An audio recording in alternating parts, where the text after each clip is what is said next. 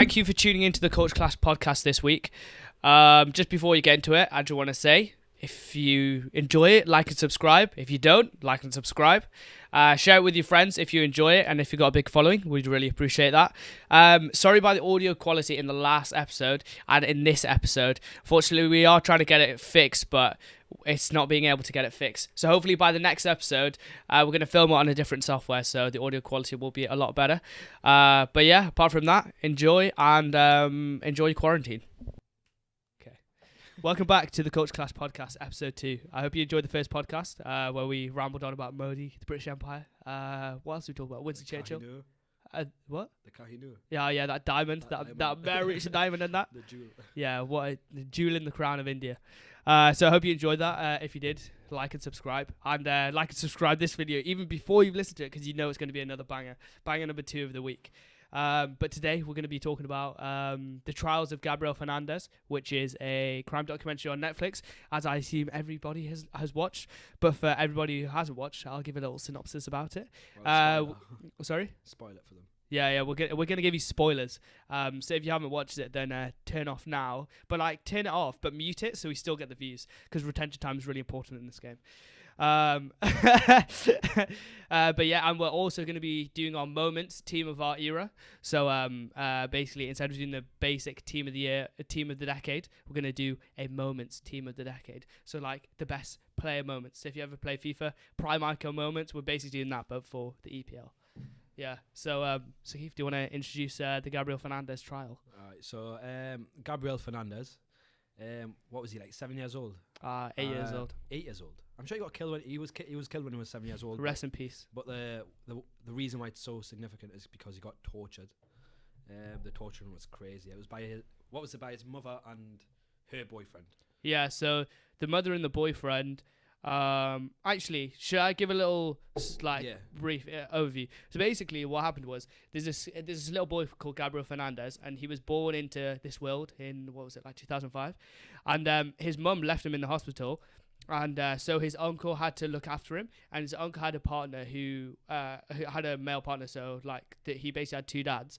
So from a young age, his mum had left him. His uncles were looking after him, and they were looking after him well, from what the whole Netflix show goes on about. And basically, it goes over how he moved to his mum's house, how the mum and the mum's boyfriend tortured him, called him a liar. And basically in the end they tortured him to death, and he had a cardiac arrest. He had a heart attack or cardiac arrest, and he ended up dying. And the whole show is just about how the trial describes the trials of Gabriel Fernandez, how the social workers were involved, how the police were involved, how it describes every moment where this could have been avoided. It's very, very interesting, and it was one of the biggest cases of the 21st century so far, so much so that it was on the 9th floor of I don't know, the LA police building. Yeah. And that place has only been used for the O.J. Simpson case, the Michael Jackson doctor case, who's guilty. Unconfirmed, but confirmed here on the Culture Class podcast. Well, that'll be good. I feel like you should tell me about that as well. I've never heard about what the Michael Jackson. No, I've actually got no clue about Michael. All Jackson. I know is Michael Jackson is a nonce. I don't know. I know. I believe that. I think he is a nonce. Do you think? Yeah. Well, this podcast isn't about Michael Jackson being a nonce, but maybe in the future we'll talk about that. Taha's just giving us a look of why are you talking about nonsense already? No, but so basically, this kid was being tortured for over a period of 2 years. He was going into school burnt alive with scabs all over the place. Social workers came in to see how he was doing, because obviously when you go back to your real parents, social workers drop in on random occasions to make sure everything's going okay, because obviously there's a reason why the kid's been taken away from the real family. But the social system in America is always they want the real families to be involved. So when they were dropped off, the social workers went in and they didn't do their job properly. So much so that in the show it goes over how the trials of Gabriel Fernandez aren't just about the mother and the mother's boyfriend who end up killing him, but it went on about how the social workers didn't do their job properly, how it was misconduct, how they didn't fulfill the roles of their job properly, so much so that this kid has died. So I think that trial's still ongoing, but yeah. So basically the show's about a kid who died. I don't know if the trial's ongoing, because I know they've sentenced In the show, well, spoiler alert, in the show it doesn't talk about it doesn't say what happened to the I know I've researched after what happened. what happened to the social workers. Well, I don't know about the social workers, but I know about the father got sentenced to death. Yeah. And in 2018 as the mother's boyfriend, we should say, actually. Yeah, I mean the mother's boyfriend. And the mother, she got life in jail without parole, which is quite, I don't know, and we'll talk about that at the end about what we think about each of the things. But I think the documentary was more about, would you say, about how it was in LA, wasn't it? Yeah. So it was more about how, because they were kind of ran by a council, and the council was very influenced. Like, it had a massive influence on everything around it. So they were trying to kind of, the documentary showed like how, like the influence the council had. Yeah. On the death. Yeah. Because it was a massive one. Like it was also to do with the teachers as well. Yeah. How the teachers didn't do their job just as much as the social workers as well. Yeah, it's crazy how much like how much little things impact. Yeah. Like, you never notice like how much like a teacher could impact your life, or how much like if a social worker doesn't do their job can impact your life. But literally, if one of those like 10, 15 people who were directly involved in Gabriel Fernandez and his like stay at his mum's house, if one out of those 15 adults who were supposed to be looking after him, the social workers, the teachers, whoever, the police, right, if one of them had done their job properly, like one guy did at the police station, like if one of them had really gone for it and like and done their job properly, fulfilled that entire job role properly, then this kid would still be alive. It wasn't even direct people that were directly with like Gabriel Fernandez. It wasn't like the teachers and things like that. But I'm sure that one of the people that could have literally prevented it was a receptionist. Yeah, because, that male guy who's crazy. like he got told that he was going to lose his job. Yeah. Do you know how? Yeah, but the thing is, when I just clocked it, because I was like, these 10, 15 people who could have done something better to change this kid's life, right? If they're in a culture where if they go out of line, or if they do something a part of their job that they're not supposed to be, but ethically they should do it, they can lose their job. Then obviously you're not going to do it. Like that, if that teacher had been told by the principal, because the principal's like, "Oh, this isn't our jurisdiction," the teacher in her head's like, "It looks bad," and if she was really if she gave a damn about that kid so much, like proper intently, and was properly invested in that kid, then maybe she would have done something. But for her, in her mind, she's just like, "Oh, I don't want to lose my job, but I want him to be okay." Everything on that documentary, I think it was in hindsight. Yeah. Like, they showed their emotions in hindsight. I don't feel like if she really wanted to do something, she could have definitely, like I'm sure one of the care workers said, she wasn't involved, but one of the care workers said if she really wanted to do something, she wouldn't have let him go home. Yeah. And it's 100%. It's true. Like, I'm not saying like pointing blames, because everyone's got like, obviously the two main people that were involved was the mother and her boyfriend. Like, they're the two people that you should blame. But other people, they could have prevented it. Yeah. So in line, they are kind of at fault. Yeah, because from a crime point of view, like, you can easily say like, "Oh, these people could have done." Could have done more, but like Netflix in the past, when they've done like crime documentaries, they've really focused on the actual crimes rather than what people could have done, like precautionary measures that people could have done. Sometimes there's a narrative. They are kind of trying to follow a narrative and like build suspense, and sometimes it does make some parties look more. Yeah, I feel like the suspense bit of it was, what was the mother and father going to get in jail, and will the social workers get jail as well? But the thing is, right, like the Ted Bundy case, when you watch the Ted Bundy case, you don't think they didn't shed light on the victims. They shed light on Ted Bundy being like this charismatic, this good-looking man who was like, they made him into like a hero. Yeah. So by the end of it, I don't like serial killers, with good reason. Yeah. Well, but like, if at that point I was like, I want him to get away with it because they made him come across so well. But here, because it's a child, obviously you can't do that. You can't like focus on the actual crime. So I understand that. So the narrative was, and obviously the name is the Trials of Gabriel Fernandez. So because of they can't focus on the actual crimes because it's a bit too deep, like and quite sad. It's quite sad anyway. They had to focus on what they could have done wrong, and it shows a lot of, and the fact it was a major case wasn't because a kid died, because obviously it's bad that a kid died, but loads of kids die and get murdered in America like all the time. Like, it's not a problem. Well, it is a problem, but like it happens all the time. But this one was more so because of, it was more of a big issue, a big thing, because so many different things could have been done, and it shows the culture within government in California. That was the big thing. Yeah, it was the council. Like, it shows like the effect they had. Like, Yeah. I think Netflix was trying to show the influence that they had and how much they are to blame as well. Like, how much the council is to blame. Yeah. In that area. Like, I'm sure at the start of the documentary, the lawyer that they had, I'm sure he was explaining how much power the council has. Yeah. The what is it called? The high council, high chairs. Yeah. Like, how much power they have, and how they could have prevented it way before like anything happened. Yeah. Another part I did feel bad. Like, there's certain parts that I feel like they focused on, like Netflix focused on taking away the initial blame of the parents. Yeah. Like, I feel.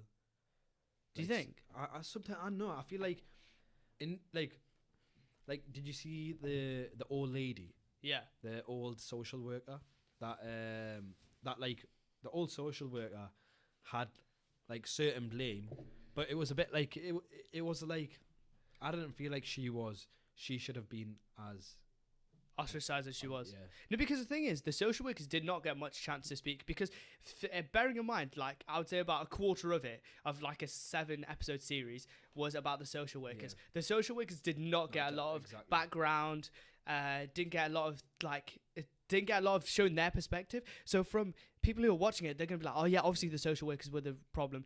Like, the teacher, if the teacher hadn't had so many interviews, I would have blamed the teacher. But because she did given her perspective, then like you are kind of like, okay, I can understand your reasoning. But like the social workers did not get that much. And that old woman that you're talking about, right?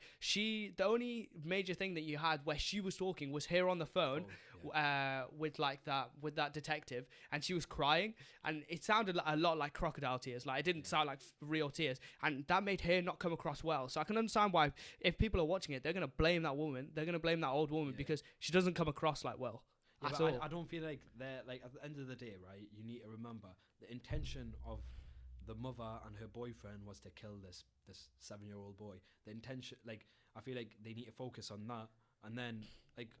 As well, like, but the intention of the social workers were never to let that happen.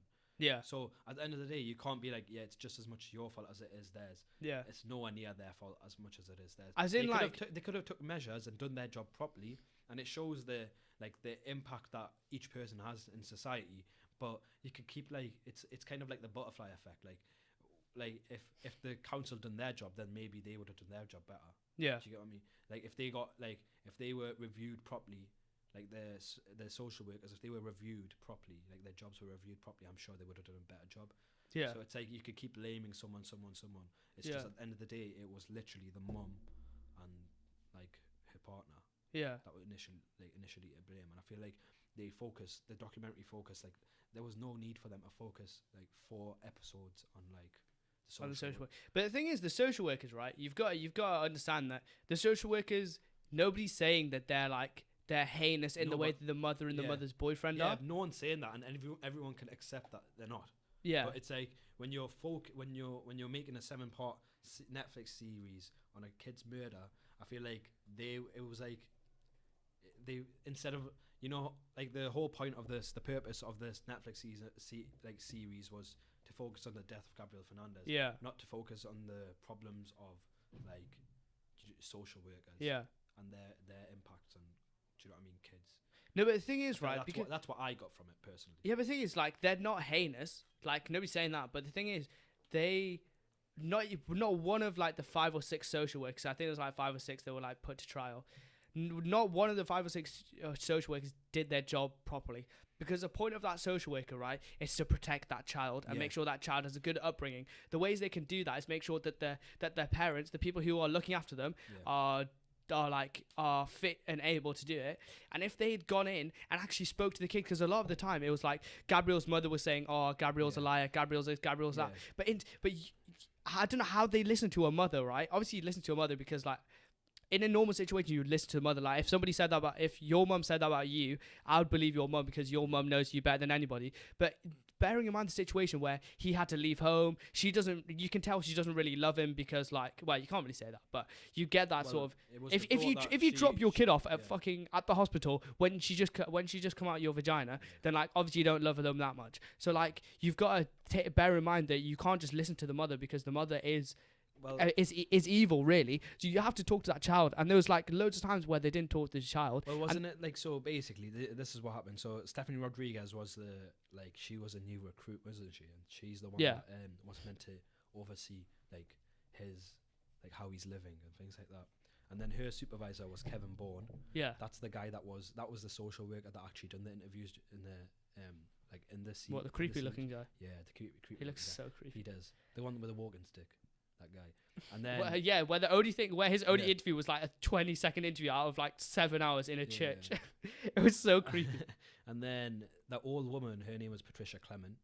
Yeah. She wasn't directly linked to Gabriel Fernandez, but it was thought that she was meant to be the one taking up the case. Yeah. And then her supervisor was Gregory Merritt. Yeah. And so like in turn, all of them faced up to 10 years in jail. And like have they been put to trial?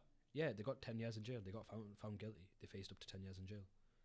And it was like the first time in US history that like they went, like social workers went into jail over a child. I didn't know they actually. Yeah, well, that's the part like which is like yes. Because at the end bit they don't say, do they? They don't say it. At the end, I'm pretty sure they don't. I haven't watched the end, but like at the end of the day, would you not blame Stephanie Rodriguez, the initial person? But then, like, they've gave Kevin Bourne, her supervisor. Okay, well, Stephanie Rodriguez, the buck stops with her at the end of the day because she's the supervisor. Yeah, exactly, I completely agree with that. Like, it's like in any job. Like, I was watching F1 Survive to Drive, right? And the mechanic made a problem because he didn't put the wheel on properly, right? But the buck stops at the team principal because at the end of the day, the team principal heads the whole thing. So he's like the line manager. That's Stephanie Rodriguez. She's the line manager. She needs to make sure that all these people are doing their job, right? And if she's employing the wrong people, if the LA don't have the budget to employ the right people, then Kevin Bourne was her supervisor.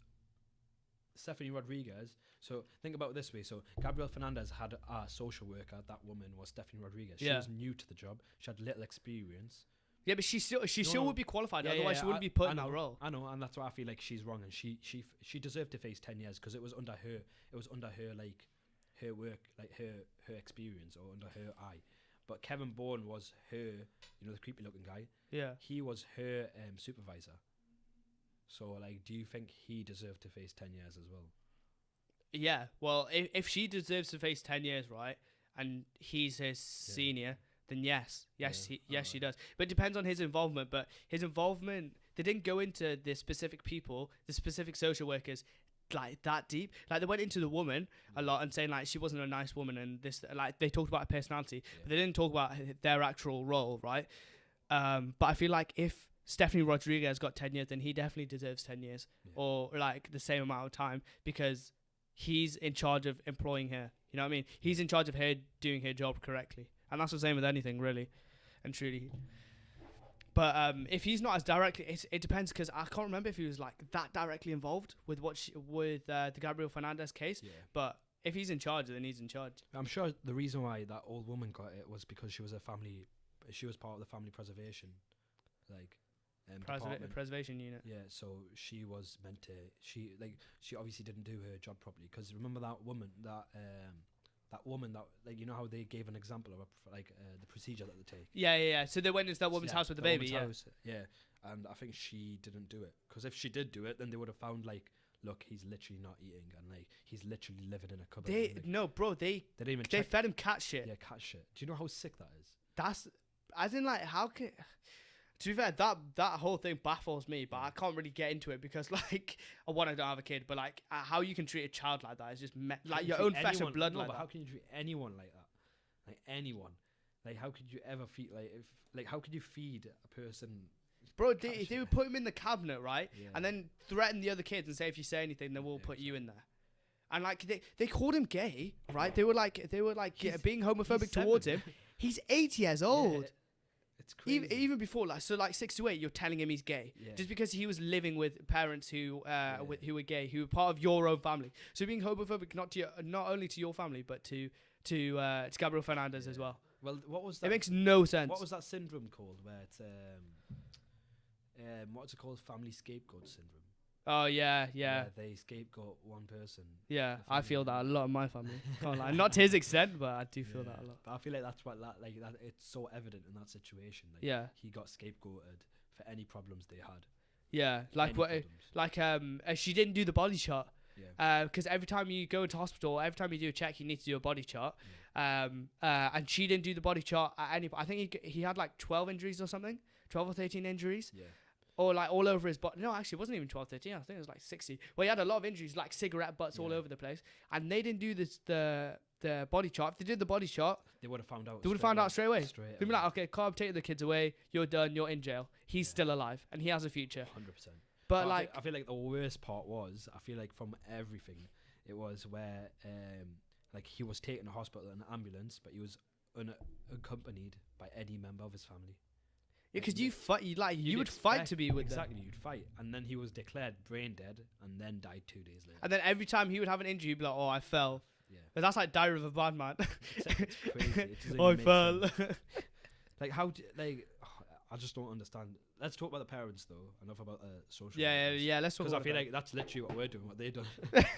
Because it's so easy. No, because the thing is, they speculate so much about the social workers because you can just because the mother and mother's boyfriend both were like, oh, I'm guilty. It's really like that's why it's so easy to go down that narrative of the social workers. That's the reason. That's what I'm trying to say. Like, it's Yeah. like they force that narrative because we've got so much information in the social workers. But it's like I feel like the teacher was just as much to blame. Like she was. Yeah, she was acting like some sort of angel, bro. Yeah, exactly. I was like, bro, if a kid goes in your class, and somebody said that in the documentary, they're like, if a kid comes in your class, you don't let them leave your class until like they're safe. Exactly. You don't go, okay, here you are, go back to the Lions. Like that is your responsibility. 100%. That's part of your role to educate your kids and look after them. Exactly. And I feel like it might be unfair. That's what I'm saying. Sometimes it is unfair to point the blame on anyone other than the two, like the parent. Yeah, because they were the ones at the end of the day who did that. But like these people are the people who are supposed to stop them from being in that situation. 100%.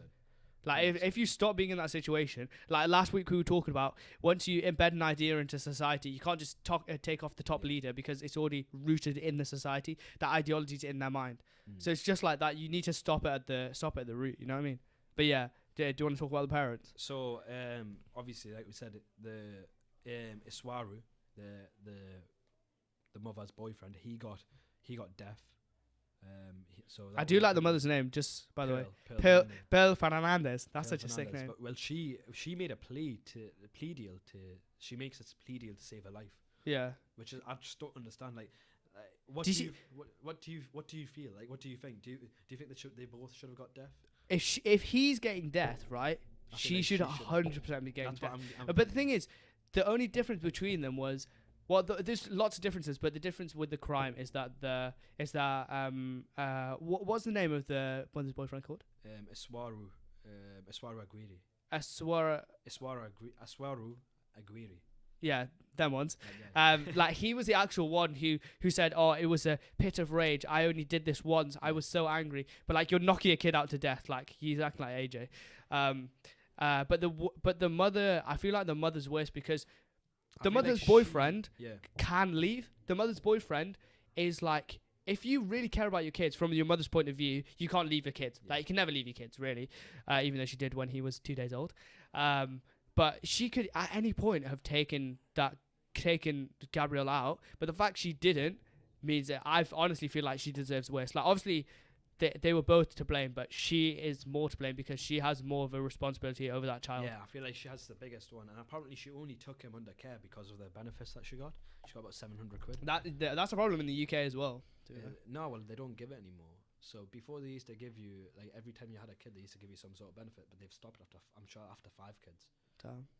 Something like that. I'm sure they've stopped. I don't even know if they still do it. People are crying, man. People on benefits used to cry. Population. They're like, oh shit, I've got 7 kids. I won't be able to afford to feed them.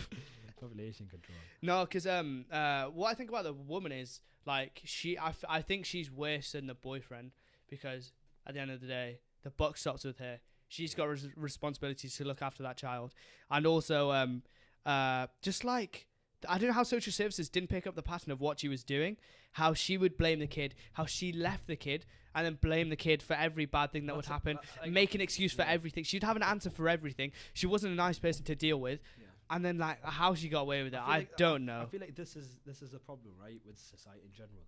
Where it's like you believe the person who seems like they've got more authority in the situation.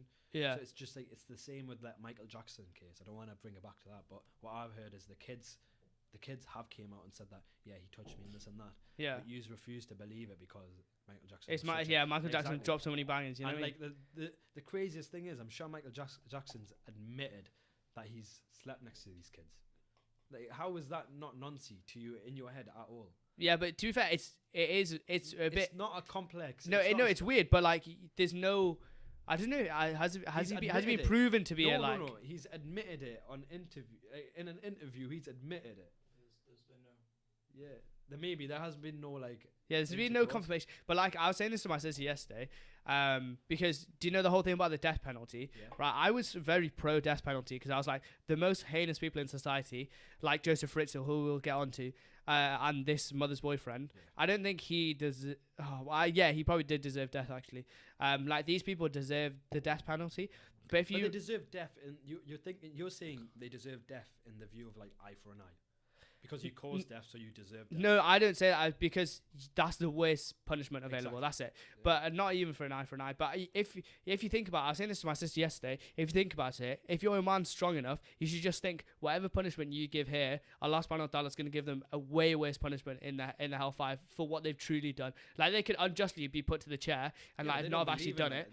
But like, no, but it's in like, you just gotta believe that on the day of judgment that Allah gives the justice. Like, if they were completely innocent, then like inshallah he takes them to Jannah. But if they're not, then he'll punish them way worse than anyone else can. Yeah. So like, no, but that's the thing though. That's what we can believe. But from a person like from.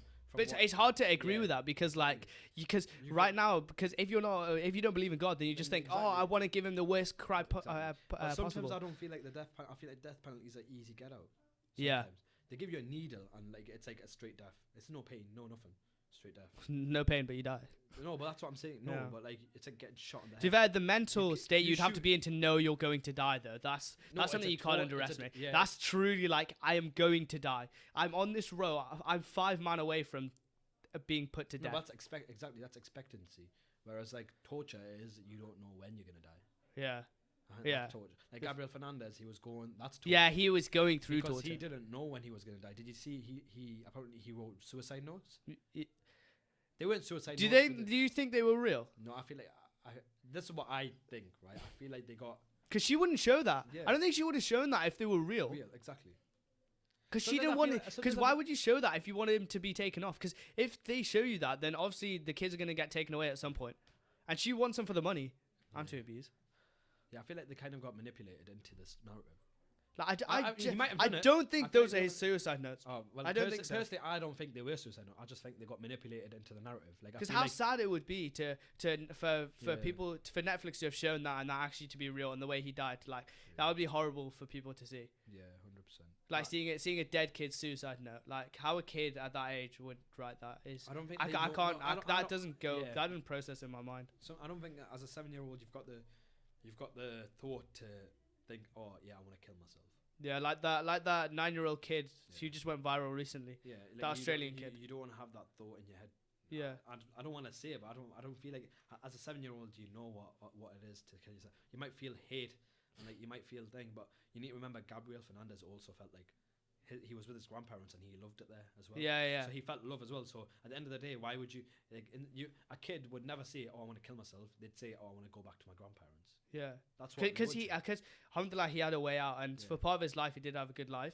But like, I feel like the torture that kid must have been. I think the part which hurt me right was when the granddad when he was like, when he saw Gabriel Fernandez not like a couple of weeks before he died, and he said, "I promise I'll get you home." Yeah. I think that one. The worst part was when do you know the uncle's partner who'd gone away when he found out that he died. Like, that was sad as well. That must have been horrible. The worst part, I'm sure he got accused for nonsense, didn't they? That's like that whole thing's just stupid. I don't even understand how that's even a story. Like, how that's relevant? Because why are you shedding light on that when exactly. the whole thing's about like, oh, it's just stupid how people could get manipulated. What happened to the uncle? I don't know what happened. No, the uncle just had to give him to give him to the mum. You know how his actual uncle, the guy that we saw in the documentary, that was no, that's not his. That's the uncle's partner. Yeah, exactly. What happened to the uncle? I think the uncle's still part of the family. All right, maybe he couldn't like. But see, the thing is, you can't like at the end of the day. I don't know how it works. How you can like take kids away from their parents. I think there's a part that was really interesting. What did you think about? Was it the Pearl Fernandez's auntie? Oh, when she came in and said that she was she saw what they were doing. No, that was the sister. That was Pearl Fernandez's sister.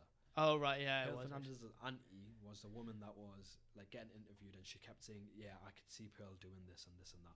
Yeah, when she was sat with her husband, saying that, I was just like, when I was seeing that, I was like, obviously, it shows that you care about him. The fact that you can see this, right? And you can see in her eyes that she cared about him, and it really affects him.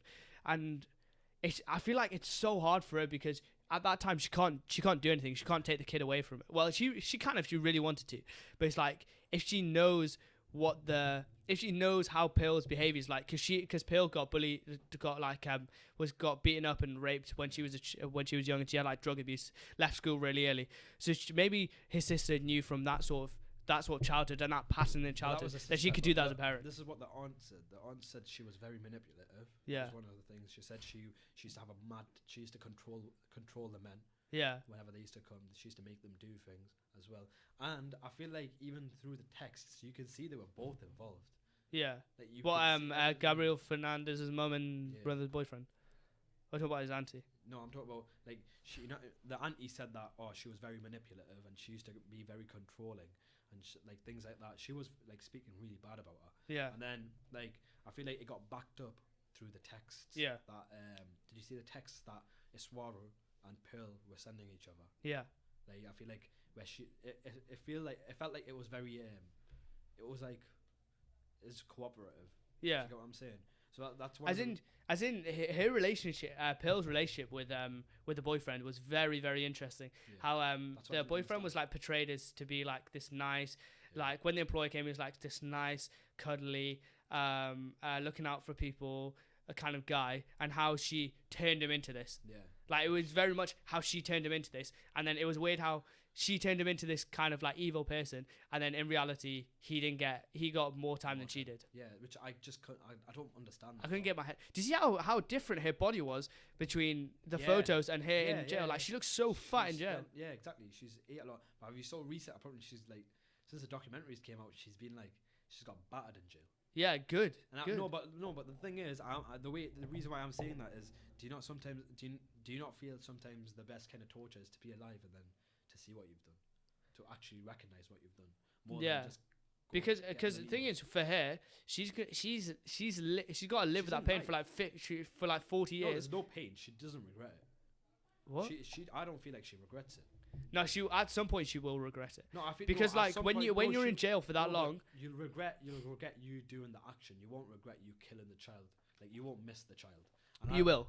I feel like at some point you will, because she'll have visitations from her children throughout the time she's there. Or I don't know if the children, like if that was my mum, I'd probably outcast her.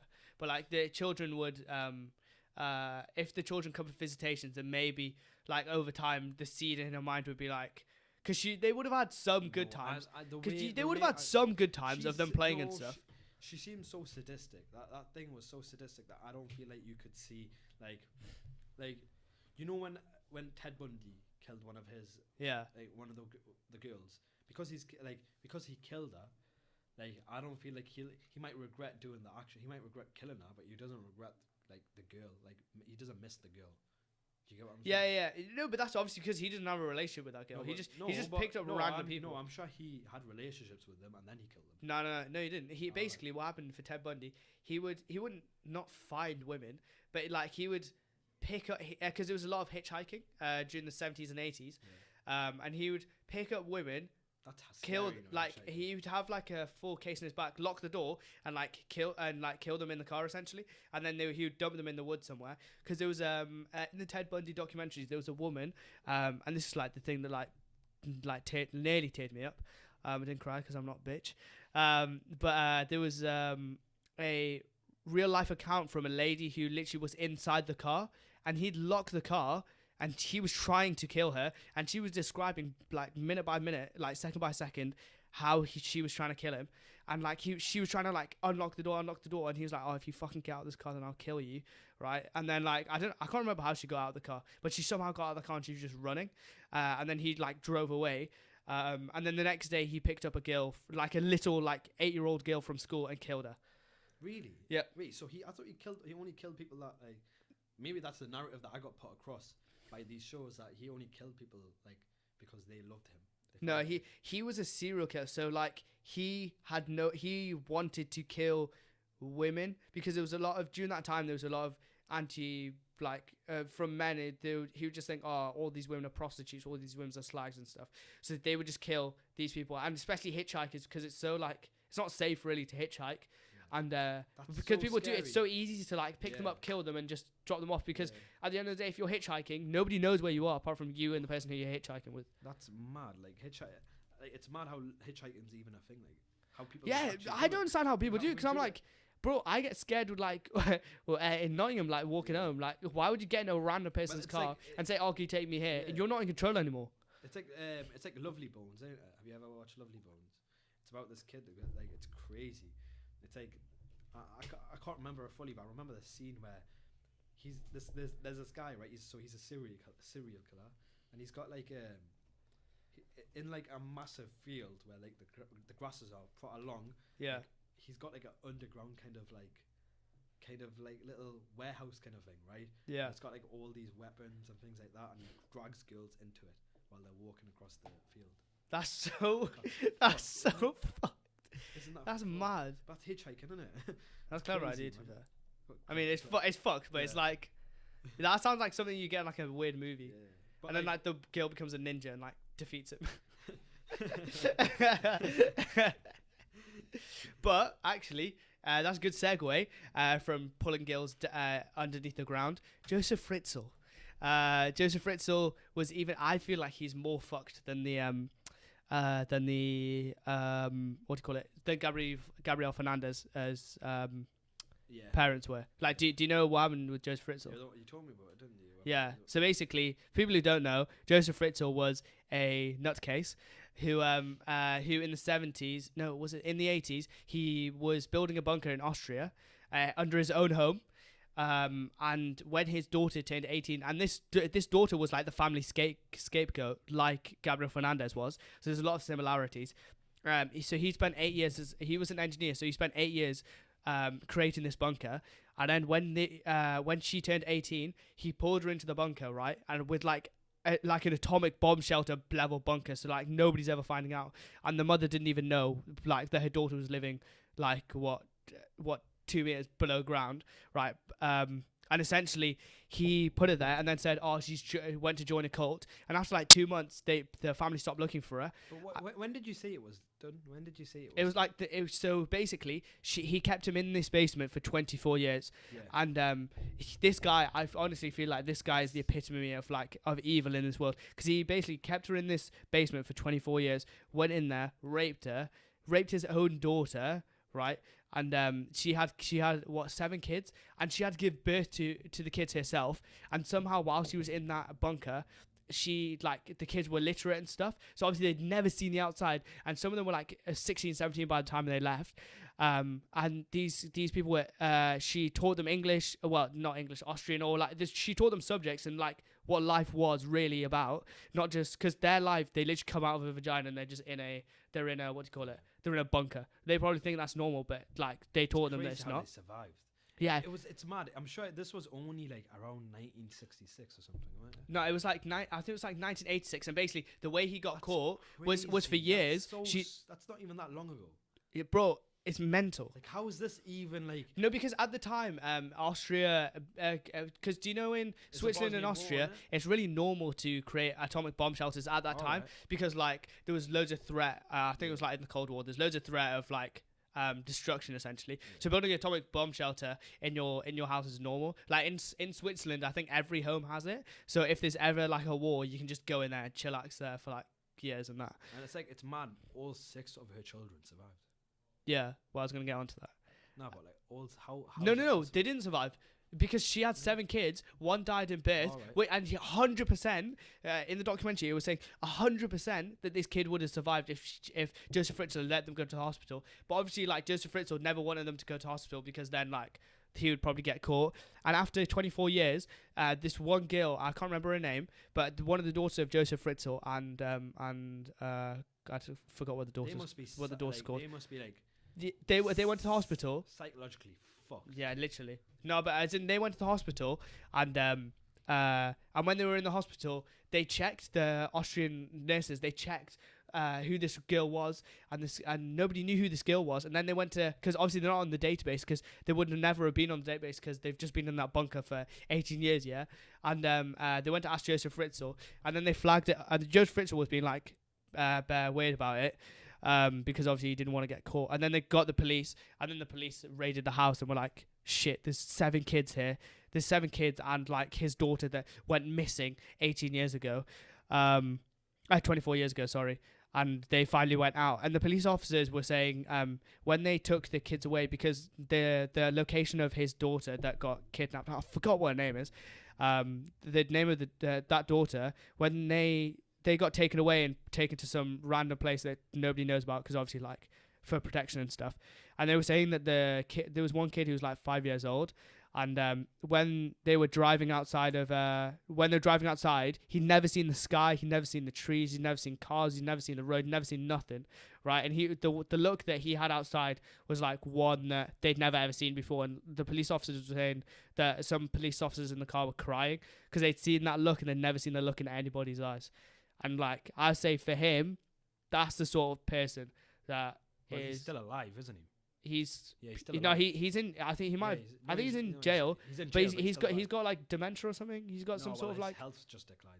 His health's declining. Mate, even when you look at him, search him up on. Mate, he looks like such a creep. But apparently he was an authoritarian in that house, and they had lodgers in the house, and the lodgers would be like, "Oh, can we go in the garden?" Because obviously they couldn't go in the garden because underneath the garden was the basement, and Joseph was like, "No, you're not allowed to."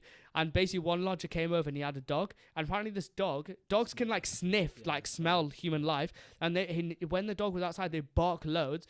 And in hindsight, in one of the interviews, they were like, maybe the dog knew, like the dog barking, they knew there was human life underneath, and that was the only thing that was between him and. But like, even when you look at his pictures, mate, he looks like a nonce. Like he looks so creepy. Think about it. He's everything like wrong with this world. Exactly. He's a rapist. He's a murderer.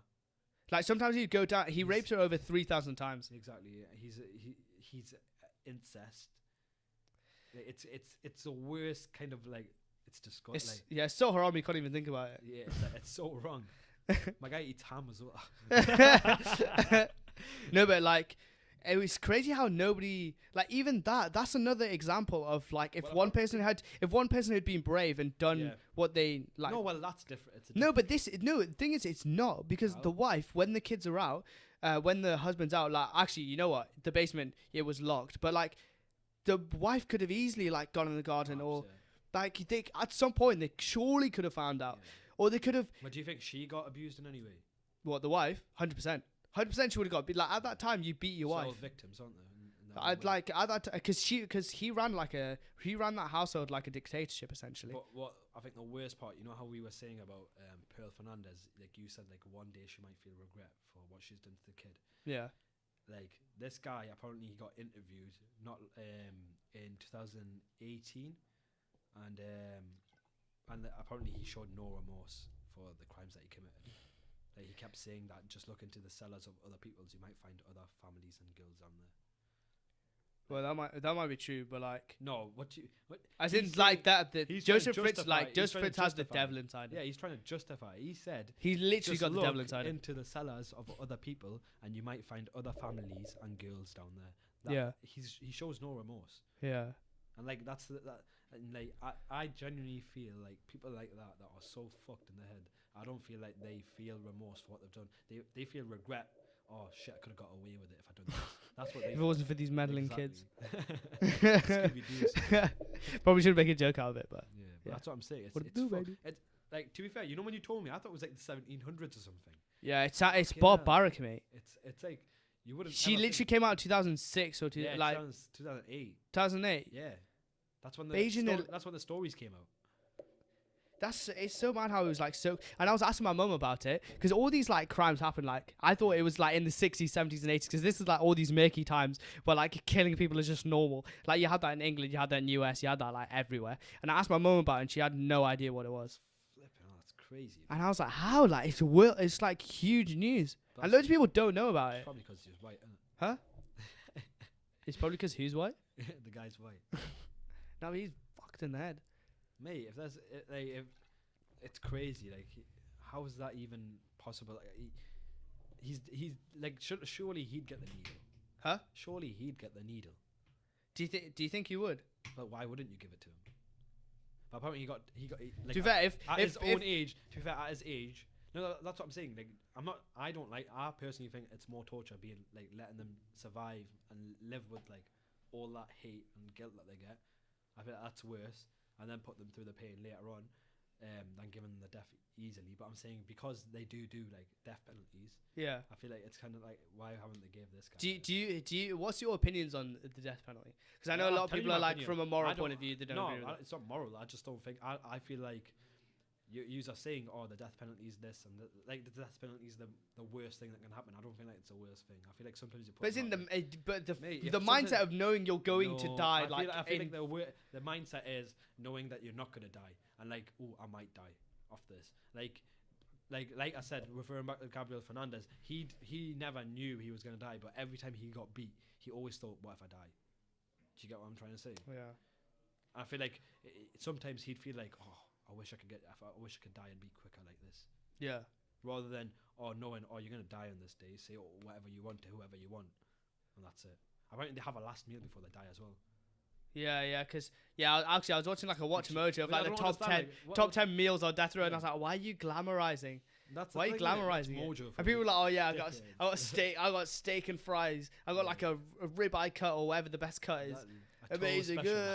Huh? A Toro special. Yeah, exactly. Sizzler. Thursday meal. No, but what I'm trying to say is, like, surely he'd warrant the death penalty, but like, the thing is, at his late age, in like now whatever age he is, he got his teeth knocked out. Like, he got 7 of his teeth knocked out, which must be quite torturous, like at his age. But you could, yeah, it is torturous. But then you got to think like, why is he in there, and what he did to other people to get in there. That's what I'm saying. He deserves it. But yeah, that's what I'm saying. But so you don't agree with death penalty? I don't agree. It's not that I agree with it because of the moral like the moral view. I just don't agree with it because I feel like it's easier to give that to people than it is to put them through torture. Yeah. Like I genuinely feel like if he's whatever, like, so what Josef Fritzel done, he deserves, like, I don't know, getting put in solitary. Yeah. Mentally, like, that will mentally torture you. Yeah. Like, it'll make you schizophrenic, like, to an extent where you genuinely won't know what you're seeing hallucinations. You won't know what you're thinking. Yeah. You're by yourself. That's torture for me. Yeah. Put yourself in that cellar. Yeah. That's what I'm saying. I think that would be torture. Putting him in that cellar rather than his. Imagine how mental it must be for his daughter, like the girl, the victim, who had to had to raise 6 kids in a cellar. Yeah. Like, how mental. Like, all they do is cry, babies. Like, it's not like you're gonna ever emotionally empathize. Nah. Yeah. No. That's, to be fair. I don't know. What's your that whole story is just mental. Like, you're having. Oh yeah. So who you had kids with? Yeah, my dad. Yeah. How mad that is. It's like Game of Thrones kind of shit, isn't it? Nah, that's Game of Thrones. Is that what they do? Incest? Yeah. Obviously. Have you not watched Game of Thrones? Never watched Cersei. How to Teach Your Dragon or something. That one, yeah. Nah, but there's a part where, the White Walkers. I haven't watched it. Well, basically, there's this guy who basically has sex with his daughters. Yeah. And keeps having them until he gets boys. Yeah. And every time he gets a boy, he gives them to the White Walkers. And the White Walkers turn them into White Walkers. Turn the babies into White Walkers. Pretty mental stuff. It sounds so dumb. You know what it is? Game of Thrones, they base their, like, story on a lot of, like, real life situations. I feel like they must have used this in some sort, because it's so similar. Yeah, it's fucked, to be fair. Because he keeps all the kids in a cabin. like all his daughters in a cabin, and then he just has sex with them. It's just weird, like, it's just crazy how these people exist. To be fair, Yeah. like they told like this whole because there's probably going to be more of these crime documentaries, and I'm really into these crime documentaries. But it's just like it's trying to understand like, these sort of people's mental but mindset. it's not slowing down. Like, don't fuck with the cats, alright? Yeah, to be fair, Like that's not even that long ago. Don't fuck with the cats, right? That was such like. Yeah, teach me about that because I didn't watch it. So that's not as bad as this, right? But I will say this: it's probably one of the best. Like, I feel like it's probably one of the best like documentaries you can watch on like serial killers. So what he does, yeah, but did he just kill cats? No. So basically, what he did was he started killing cats first, and then he started killing humans. Oh yeah, because cats are like the closest things to humans. The closest feel you will get. So what he used to do is he used to post it on like Facebook and this and that. And then there was this Facebook group, which were trying to find out who this guy is. Yeah. Right. And they were actually proper, like they were smart. Like these they found out of every clue. Like they used to search Google Maps, everything like that, just to find out where he was. Yeah. Every little detail. They used to look at like the carpet and be like, "Yo, this is a Canadian carpet. This isn't an American carpet." They used to look at a cigarette box and be like, "Yeah, that's definitely a Eastern, like a Canadian." Cigarette pack. What the fuck? It's crazy. And they were like, look at the room shape. That's not American kind of room shape. And they noticed everything like that. And then they found out. But turns out this serial killer was part of that Facebook group. Oh my god. Right. So he knew every one of the clues that they were doing. So that was the first part. And then basically, so he started killing. Like he used to video himself killing cats and this and that. And then by the end of it, it goes to the point where he kills a human. And he shows it like explicitly, and like he shows him stabbing a human and this and that. That's fucked. What in this Facebook group? Hey, he puts it on YouTube. It's on YouTube. That sounds like one of these 2014 live leak things. When I see it is one of the live ones, and he killed them, and he used to like, and basically, this guy, right? His name was something Luca Magnotti. Yeah. And Luca Magnotti, he like basically made a full like fake kind of like lifestyle of himself. Yeah. The serial killer. He made himself seem like he was famous, and he used to take videos of himself like modeling and things like that, and he posted it. But a model? Yeah, he used to talk like he used to pretend like he's a model and he's an actor and this, and it was crazy. And he sent it to them, and then they found out this guy's Luca Magnotti. He's a serial killer. And then next thing you know, he's like sending them threats like, "Oh, this is what happens. Like, I know where you work and this and that." He's sending the people who's trying to hunt him threats because the police aren't doing anything at that point. And then turns out, who was the person he killed? Was it somebody just a random person? So this is the interesting part, right? Which I feel like is quite sad as well. So in the this is the problem. Like I said with Netflix, they sometimes focus away from the victim, and they focus too much on like the serial killer. Yeah. Like the victim was basically, it was this I think he was in Toronto or something like that. It was in Canada somewhere, and he's like, this guy was a homosexual. Yeah. And he basically Luca used to pretend that he was as well. So Yeah. he went on this app, and he went on probably Grindr or something, found this guy, and obviously back then it was a lot of people that were in the closet, so like obviously they were more vulnerable, and he took this guy in. Oh, so he was a gay serial killer. Yeah. Well, supposedly, and then like he basically took this guy in, the CCTV of him. Like the weirdest part, right, is every mirror he saw, he used to like touch his hair, and like just to see if he's okay. And then he'd kill them, and then he'd come back downstairs and he'd touch his hair again, go to the mirror and touch his hair and things like that. And it shows it on CCTV, and like he kills this guy, and then he chops his body parts up, and he puts them in different parts of the city and things like that. So he's playing a game with the whole world. And then next thing you know, he basically travels a lot as well. So he went from Toronto one day, and they thought they found him, and then he turns up in France. Yeah. And then in France, he books like fake rooms, and he's planning to kill someone else. And the way they caught him was he went to this computer shop, like just so he could like start like basically trolling these people on Facebook. And because you can't track the IP address. Exactly. So he went on one of these, and then one of the guys saw his face in the news, and it was him. And then he called the authority, and the French he basically got transported back to America. And then like the worst part was, I think this was like, if you don't fuck with the cats, but watch the last episode, right? The last episode is he's living as if he's in a movie. So he watched this movie where it was about this woman who kills her husband, like kills people that she sleeps with and things like that. And like by the end of it, you know, the trial part, he does the trial part, like, so he crosses his leg like how the woman crosses her leg in the movie, and he takes a cigarette like how the woman takes a cigarette in his movie, and he fixes his hair like how the woman fixes her hair in the movie. Like he thinks he's living a movie, and I think that's the most like, and it shows. You know how he's getting interrogated in the room? It shows exactly what she's doing when she gets interrogated in the room. Yeah. So it's as if he's living the movie. Yeah. And like, it's crazy. Like, Don't Fuck with the Cats is a crazy documentary.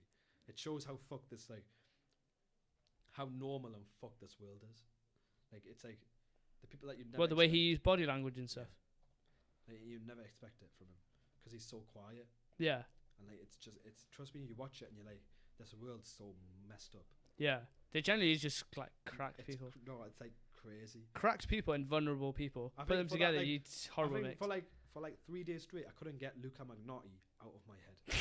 No, because the way that he put himself about, he was in your head. Like, if you search pictures of him, you'd be like, what the fuck? Yeah. He does not look like a serial killer. Yeah. It's fucked, man. I think that was one of the worst ones, and I think the worst part of that part, I think the one part that really annoyed me was his mum trying to like have his back. Yeah. She still has it. Yeah. She's still saying like, oh, he's not a serial killer. He was a good guy and this and that. Like, he clearly killed someone. Yeah, bro. Shout out, I've been John. Yeah, no, because I watched like half an episode and it was a bit eerie, so I just switched off it. Yeah, but everyone's tweeting about it. It's freakier than Gabriel Fernandez. Because Gabriel Fernandez, Gabriel Fernandez it's just like you can see black and white. That's fucked. It's black and white, but that was like a story. Like, Don't Fuck with the Cats was a story. Yeah, and it's fucked. Like, Eamon's watched that. Like, he's watched the actual like video that got put out on YouTube where he killed the guy. It's fucked up in the head. It's mad. Like, he's watched the actual video. Like, if you look at it, if you watch the actual video, you can see that the guy. You can see that he's actually enjoying the, like, when he's slashing the guy and like humping him. Like, he's actually properly enjoying it. He's humping. What? He's necrophilic as well. He humps him. He's dead and he humps him. And then there's one point where he sticks a ball up his arse as well. Like, it's necrophilia as well. He killed. That's mad, you know. This guy's, and he put it all out on YouTube. And the police were literally, they didn't do anything until like he killed someone. And the people like that were part of the Facebook group, they were like, he's gonna kill someone, like, do something. Yeah. And it's like he was sending videos of the cats in it. That's the thing, right? With society, they're very reactive, and that's exactly the same as that Gabriel Fernandez thing. That, like, rather than be proactive, they're reactive. They're reactive. Like, people were like, well, you're gonna wait for him to die and then do something. And now they're changing it, and then like a year later, another kid died. Yeah. That 10-year-old died. I don't know where from. Aaron something. Yeah, in the same place, Antelope Valley, in the same place. The same thing happened with probably the same people looking after that same kid. Exactly. Basically, Gabriel Fernandez. There was obviously Gabriel Fernandez, but there was another little kid who got tortured to death and died like a year later. 10-year-old kid. I can't remember what his name is. By his mom. Trust me, like, it's mad. I've heard someone where they're like the mom like kills like their kids and shit. Trust me, it's fucked. It's fucked, mate. But anyways, we'll end this podcast here, but we're gonna do the football one next, or the sports one. Yeah, we're gonna go into our moments team of our era. So if you enjoyed, if you want to listen to that, then that's gonna come in the next part. Sweet. Have a nice.